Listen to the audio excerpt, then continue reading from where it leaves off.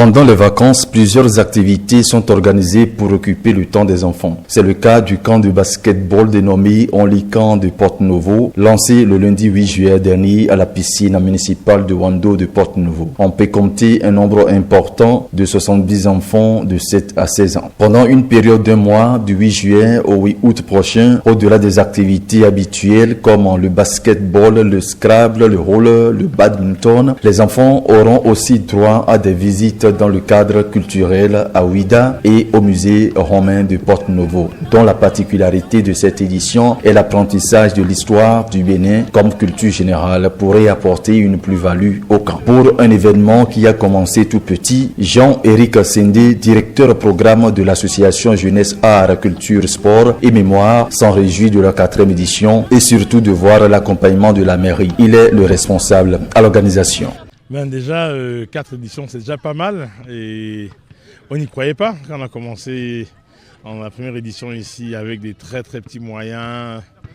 Bon, on s'est dit, il y avait la volonté de faire quelque chose sur le long terme, quelque chose de durable. Et aujourd'hui, on se rend compte que les choses sont en train de se préciser.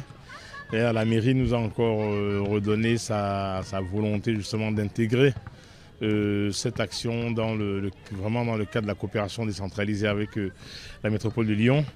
Donc voilà, je suis quelqu'un de très heureux, vraiment très satisfait et surtout pour le bonheur des enfants. Hein. Aujourd'hui, ils sont pratiquement une soixantaine là en train de pratiquer des activités autour du badminton, du basketball et du roller.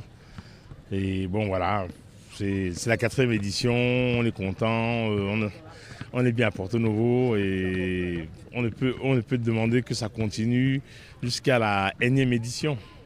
Selon Justin Zofon, directeur du développement local et de la planification à la mairie de Porto-Novo, c'était un programme qui faisait partie de leur plan d'action. Pour lui, c'est de bonnes impressions. Mes impressions sont bonnes, puisque c'est la mairie qui a voulu. C'est une initiative de la ville avec l'association qui conduit l'événement. Donc les impressions de la mairie ne peuvent qu'être bonnes. D'accord. C'est une activité, un projet qui figure dans l'une de nos conventions que le maire, son excellence Nyankoti, est allé lui-même signer à Lyon. Donc vous voyez, quand c'est en train d'être concrétisé, ça ne peut qu'être une joie pour chacun de nous. Donc à la mairie, d'accord, nous sommes très contents que l'événement, la 4e, qui est à sa 4e édition, se déroule. Et nous sommes là pour soutenir, d'accord, tout ce qui entourera cet événement. En coopération avec la métropole de Lyon, Philippe Di Loreto, chef service en coopération décentralisée de la ville de Lyon, est à Porto-Novo. Il explique en premier lieu la nature de leur partenariat. Ensuite, il évoque l'objectif de son déplacement particulier sur Porto-Novo sur la question de Alessandre Besson, présent dans la capitale lundi dernier.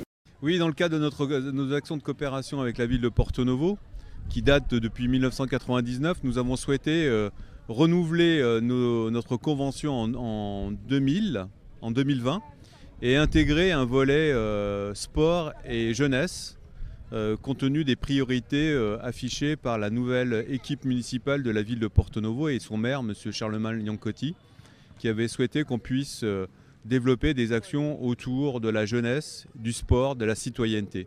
Nous avons donc mobilisé un acteur associatif de notre territoire qui est très impliqué sur le territoire de la métropole de Lyon pour justement favoriser la pratique des sports, mais aussi travailler sur la citoyenneté et former des jeunes à être des futurs citoyens avec les valeurs du sport. Donc nous sommes appuyés sur cette association qui aujourd'hui a établi un partenariat avec des acteurs de la ville de Porto-Novo et a pu réaliser la 4e édition de ce basket camp qui est devenu aujourd'hui une opération sportive qui fait découvrir plusieurs sports à nos amis, à la jeunesse de Porto-Novo. J'ai souhaité, effectivement, la métropole a souhaité profiter de cette occasion, de pouvoir effectivement voir quelle était la réalité de cette édition du basket camp, puisque nous sommes un partenaire financier de cette opération. Il est important pour nous de se rendre compte des actions qui ont été financées par la métropole de Lyon, ça c'est le premier objectif. Et au-delà de ça, c'est de voir avec l'ensemble des partenaires comment nous pourrions développer, renforcer cette action pour les prochaines années, parce que vous le savez, la question de la pérennité, d'ancrer ces actions dans la durée est une priorité pour les acteurs qui travaillent sur les questions de développement et de politique publique. Et pour nous, c'est très important qu'avec la ville de Porto-Novo et ses partenaires, on puisse entrevoir cette dimension pour les prochaines années. Le Onlycan de Porto-Novo 2024 se poursuit jusqu'au 8 août prochain.